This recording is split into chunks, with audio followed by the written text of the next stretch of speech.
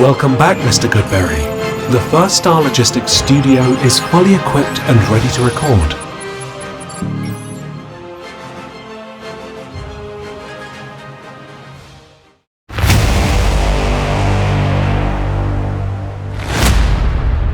Welcome back to Bengals on the Brain, presented by First Star Logistics. I'm your host, Joe Goodberry. This is episode 95 as we continue our countdown of the 100 greatest Bengals of all time. We've done the first 15, which is 100 to 85.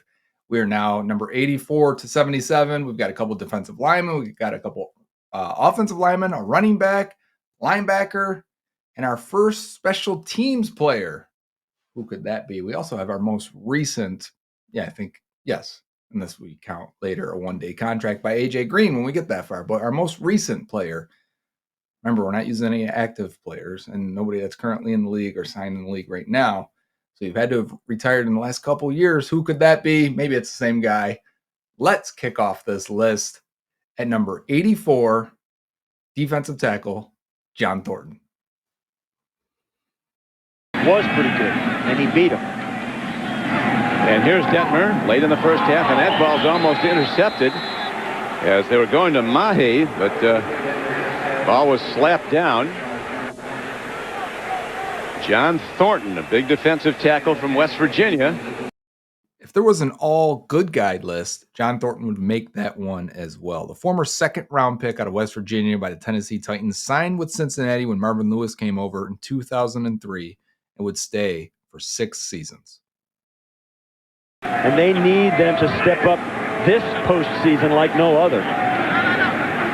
Blake sacked as he hesitates for a moment, and big John Thornton sweeps him under. So that'll do it for 3 quarters. In his 6 seasons in Cincinnati, John Thornton would play in 92 games, starting 88 as a defensive captain and team leader. Thornton would rack up 235 total tackles in those 6 years and 17 sacks. As you may have noticed in these clips, John Thornton had a knack for going up and knocking balls down at the line. He had 14 total in his 6 years in Cincinnati. Doesn't get much easier. And it's not foregone that if they don't win this game, it will happen. It's just a real possibility. Holcomb stands up. There he goes at the 8-yard line. So all of a sudden, Cleveland's front is a sieve as John Thornton breaks through the left tackle. Yeah, it's going both ways all of a sudden. Now, look, it's like these defenses both woke up all of a sudden. There's penetration. The offenses have been carrying the team for so long. Maybe they're tiring out a little bit. But a good, solid hit by big John Thornton, letting Kelly Holcomb know that. Tony Gonzalez, longest streak in Kansas City history. Here's the pitch. Johnson taking his time, setting up his blocks. And he's tackled from behind by big John Thornton, the 8th-year man out of West Virginia at defensive tackle. No gain on the play. Line that operates in space, as good, if not better than most. And Larry Johnson shows great patience. And for Cincinnati, for Thornton to get all the way over there, that is fabulous from a defensive tackle position, because 435 would be perfect. 2nd and 10 at the 23. Green fakes the draw. Green in trouble. He's sacked. And that's John Thornton with the sack. The pocket on Trent Green. It's not real spectacular. It's just they get there eventually. In this case, it was over Casey Wigman. John Thornton's best season was probably the 2003 year when he signed in Cincinnati, played in all 16 games, would record 31 tackles and 6 sacks, although his career high tackles would come in 2004 when he had 57.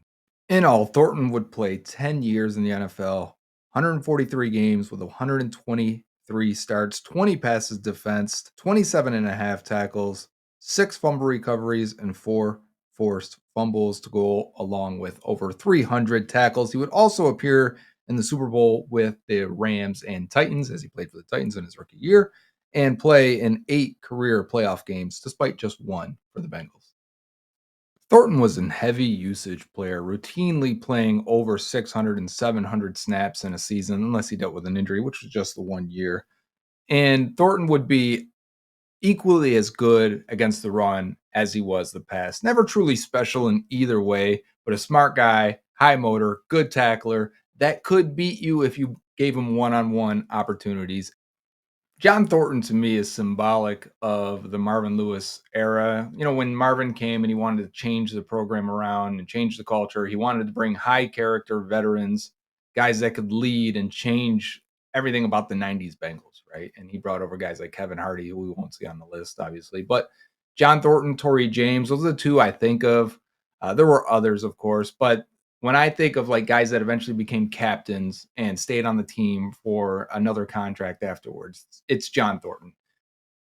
And when that defense needed a play, because they weren't very good during those high-flying offense, like the '05 Bengals offense, right, with Chad and TJ and Chris Henry, Rudy Johnson, and Carson Palmer. The defense was known for just making plays. Turnovers, high rate of turnovers, despite being a lackluster overall, giving up a lot of yards and points. They routinely found a way to make clutch plays. And John Thornton was one of the guys that seemed to always do that when the team needed it. Next up on our list is a player that's maybe more name, but he had a lot of highlights and he was effective. I think he's one of those guys that people think didn't have NFL success, but he did. He makes our list at number 83. It's Archie Griffin. Archie Griffin, the only man to ever win 2 Heisman trophies, hustled down the road from Columbus and stepped right into the Cincinnati huddle. Skeptics viewed Archie's smallish 5'9", 190-pound frame as reason enough to doubt his credibility amid the big man's game of the NFL. And Heisman-hungry defenses did their share to confirm this judgment.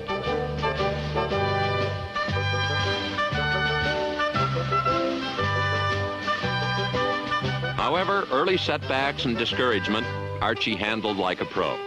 The confidence which had marked his brilliant Ohio State career never once wavered, for it was an attitude spawned by a deep belief in his own abilities and those with whom he played.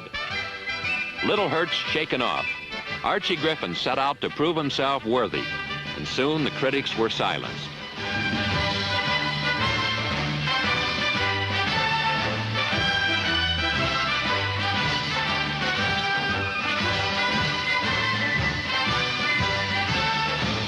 One of the most decorated college football players of all time out of Ohio State, Archie Griffin was selected by the Bengals in the first round in 1976 with the 24th overall pick. We're talking the only 2-time Heisman Trophy winner, Maxwell Award winner, Walter Camp Award winner 2 times, 2-time Sports Nation Player of the Year, 2-time UPI Player of the Year, 2-time Chick Harley Award winner, 2-time unanimous All-American, first-team All-American, 2-time Big Ten Most Valuable Player, 3-time first-team All-Big Ten player, and number 45 is retired at Ohio State because of Archie Griffin. Griffin would play 7 years in Cincinnati, playing in 98 games, starting 57. He would split time in the backfield with Pete Johnson, who was his Ohio State fullback, who the Bengals would draft the year later in 1977. But Griffin would run 691 times in his career for 2,808 yards and just 7 touchdowns. But he was a receiver as well,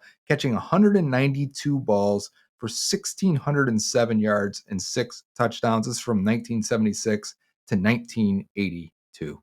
Griffin was also part of the 1981 Super Bowl team, playing in all 3 playoff games, 4 playoff games in his career in Cincinnati. Not just a runner and a receiver, Griffin was also a return man, but he did throw 4 NFL passes, completing 3 for 2 touchdowns. Archie Griffin had a banner day, catching 1 TD and passing for another, as the Bengals rolled up the second highest point total in their history. Under new coach Homer Rice and with their quarterback Ken Anderson healthy again, Cincinnati wishes the season was beginning, not ending.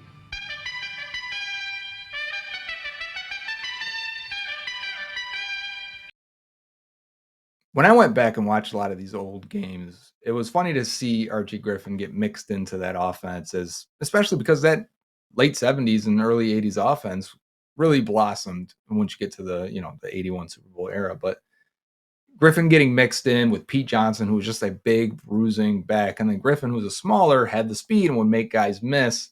he's a guy that was probably way ahead of his time, that in today's NFL, you'd find a way to use a guy like that, maybe like a Giovanni Bernard.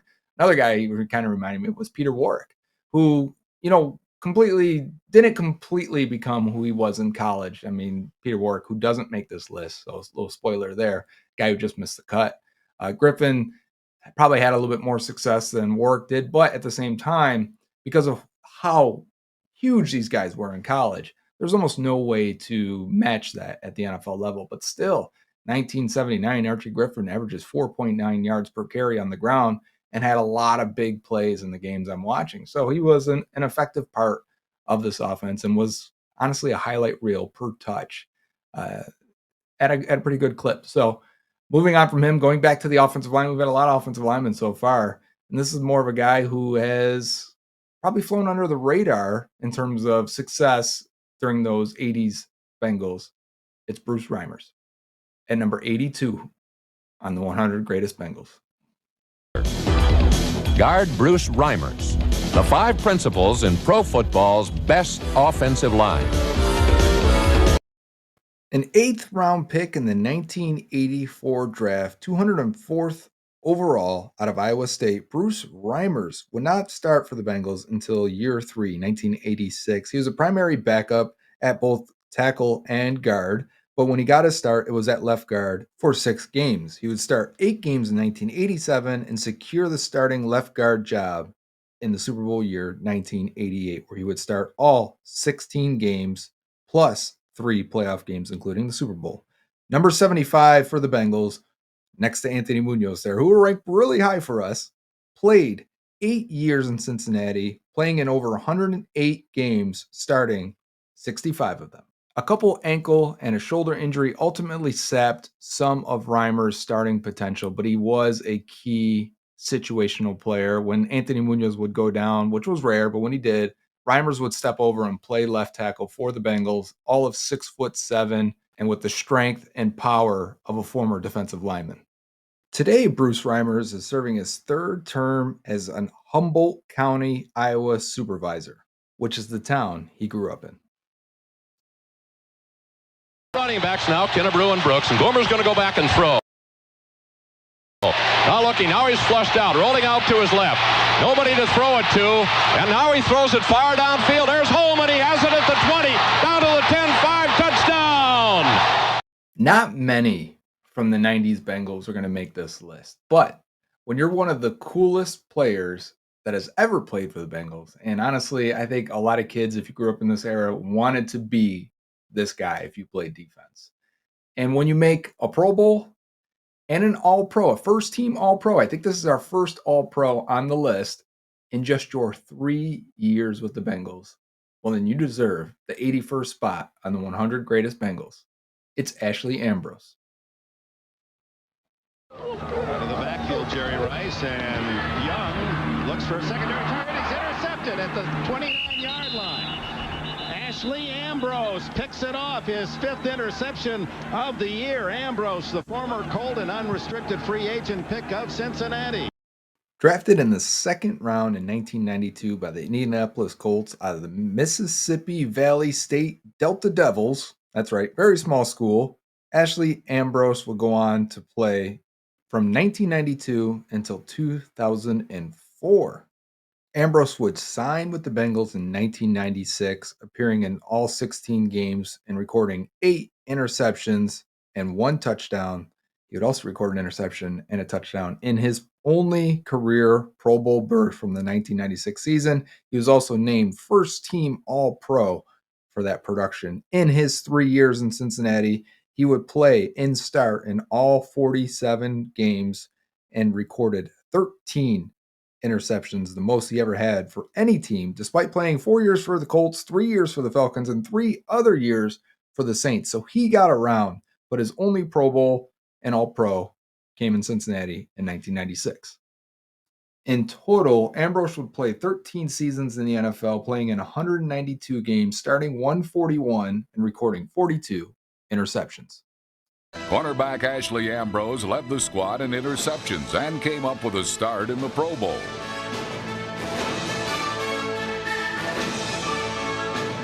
To tomorrow night right here, clear and present danger. And fourth down, it is intercepted by Ashley Ambrose. And the Cincinnati Bengal, who had 8 picks during the regular season, runs it back into the score. And now the AFC is in the lead.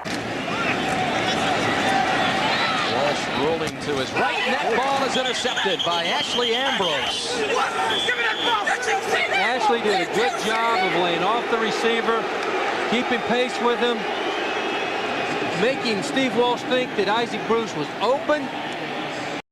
And when I mentioned earlier that kids in the 90s, if you're a Bengals fan, if you played defense, if you dreamed of being a defensive back, you wanted to be Ashley Ambrose. The amount of impact plays against Jerry Rice and Isaac Bruce and all the top receivers he faced was incredible. And the guy just oozed confidence and swag and everything you wanted your defensive back to look like, especially in the 90s.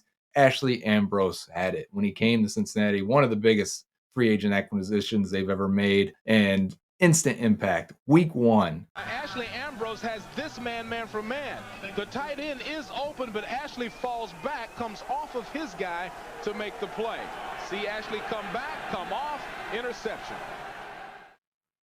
Number 80 on the list is from a few years earlier, but largely the same era of the 90s Bengals that gets lost in the shuffle. And a lot of times you can name these players, and only really Bengals fans are going to know who they are. But we're back to another high draft pick at number 80 here. It's defensive lineman, DN, D-tackle at times, John Copeland. The 5th pick in the draft, the Cincinnati Bengals select John Copeland, defensive end, Alabama. Cincinnati got nothing but good news from their number 1 draft choice, John Copeland, number 92.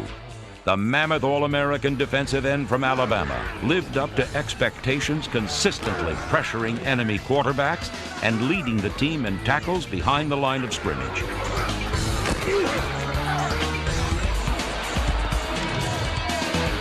John Copeland was named AFC Defensive Rookie of the Year. Drafted 5th overall in 1993, John Copeland would play his entire NFL career with the Cincinnati Bengals, playing from 93 to the year 2000 as a defensive end and a defensive tackle part-time guy that would probably definitely today kick inside much more often in today's prevalent passing era. He had the size and power of a defensive tackle with just enough agility to play defensive end. He would play in 107 games for the Bengals, starting 102. He recorded 3 interceptions as a defensive lineman, 9 forced fumbles, 4 passes defensed, and also accumulated 24 sacks. Copeland's best year for production would come in 1995, where he played in all 16 games, recorded 63 total tackles, and 9 sacks. Yes, he was awarded the AFC Defensive Rookie of the Year. He also made the Pro Football Writers Association All-Rookie Team in 1993. The former Crimson Tide national champion would go on to coach and be the off-season strength and conditioning coach for the Tuscaloosa Academy Knights in Alabama in his post-playing days. Former first-round pick John Copeland comes in at number 80 on the greatest 100 Bengals of all time. Sticking with the defensive side of the ball as we enter the top 80 greatest Bengals of all time now. And I mentioned this group, or at least this player from this group, when I did some of the players, the defensive linemen from the late 60s, early 70s Bengals teams. Those 70s defenses were really good and had a lot of fun, aggressive, tough players. And the linebackers are going to show up a few times here. The first one is number 79 here, Bo Harris. One was Bo Harris, number 53, a second-season outside linebacker who graduated from busting kick return wedges to strong side sweeps.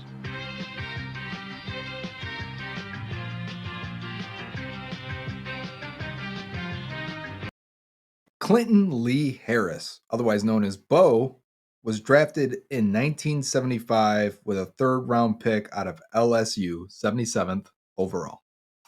The Bengal linebackers consistently made life difficult for enemy capably backing up the starter. On the left side was number 53, The aggressive third-year man from LSU, Bo Harris, one of the steadiest defensive performers of the season. Harris would play his entire 8-year NFL career with the Bengals before retiring after the 1982 season. He'd appear in 103 games starting 74. Bounce, picked off, Bo Harris. Good go, good go. Bo Harris, he's got a convoy in front. Goodbye. Bounce tries to save it. Goodbye. Bo Harris races in, no flags down, touchdown Cincinnati. Chandler tried to get in front of Harris, bounced through a timing pattern. Chandler a little slow, and he hit Bo Harris right in the hands. Harris would also play in 5 postseason games for the Bengals, recording a sack and an interception in the 1981 playoffs. The interception in the first round versus Buffalo, and the sack coming in the Freezer Bowl versus the Chargers. Strong, quick men who like to attack.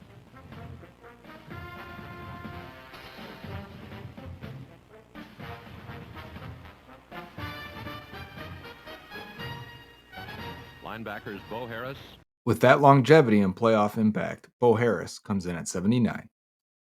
And at 78 comes our first special teamer and our most recent Bengal. How does he make the list? Well, Kevin Huber played the most games in Bengals history.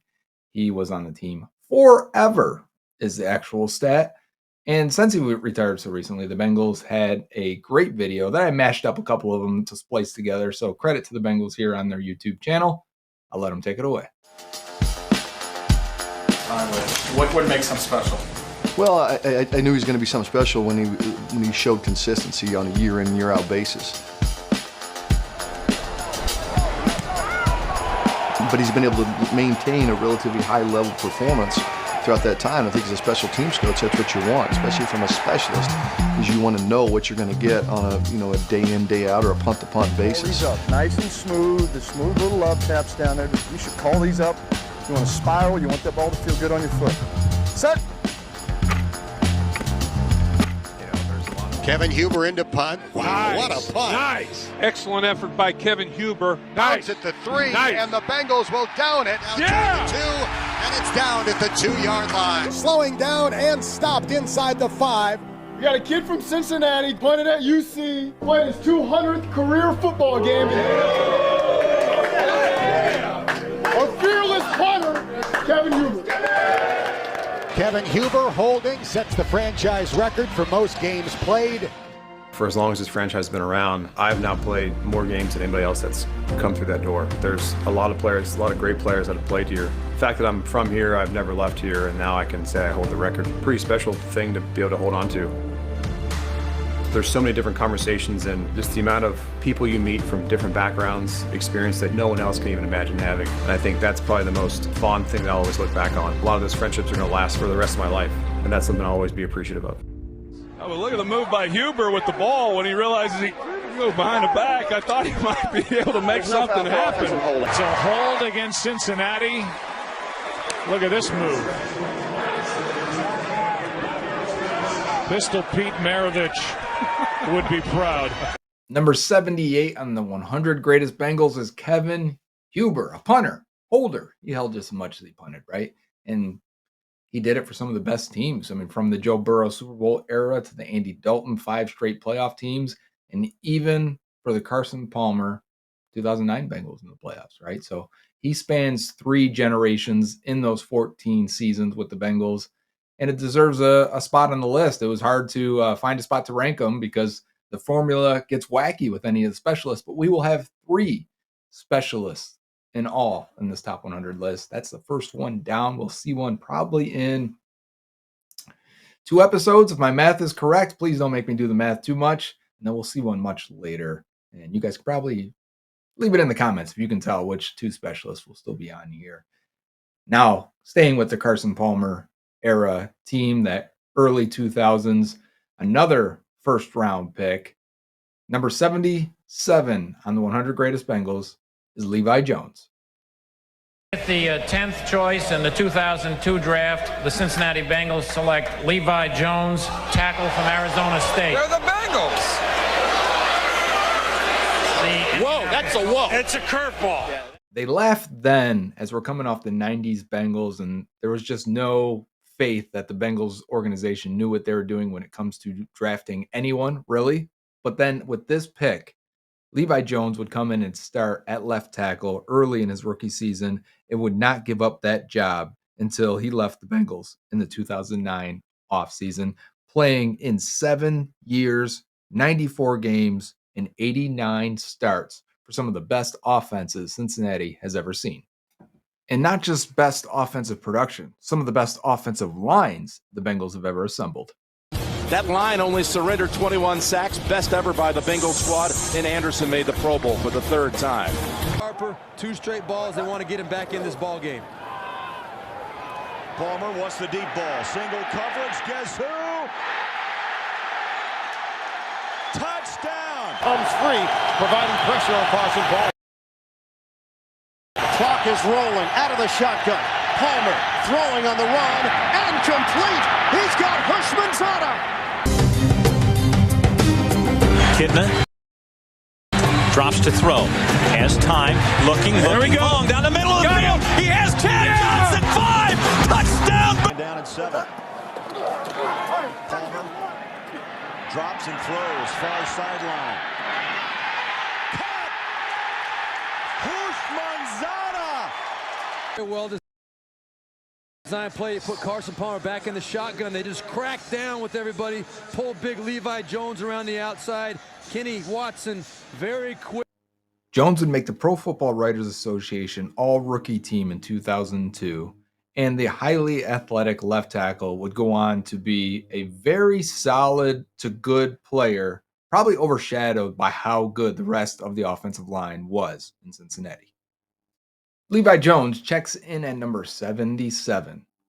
And that'll do it for today's episode of Bengals on the Brain, presented by First Star Logistics. We have on Friday's episode the bulk of the 70s. Well, this next list will bring us up to 68th overall in the greatest Bengals. And these names, if you're a young person, we've got a lot of comments so far on YouTube and Twitter and DMs of, hey, I'm a younger Bengals fan. I don't know who a lot of these guys are. This is great. And that is the goal. And that's just for us. I mean, I learned about a lot of players doing this myself. But for younger fans that maybe joined on in the last 10 years, last 20 years, you don't know who some of these guys are, some of these older players are. So we want to give them their respects while also having fun with some of our nostalgic feelings and memories with some of the guys we grew up with. And we're going to start to, now these names are going to start to be more and more familiarized or familiar? Yes. As we go on, because these are now the higher ranking players in Bengals history. So it's fun, and I'm excited to get to it. Dave Lapham here, and every day I am grateful for my experience to have played professional football.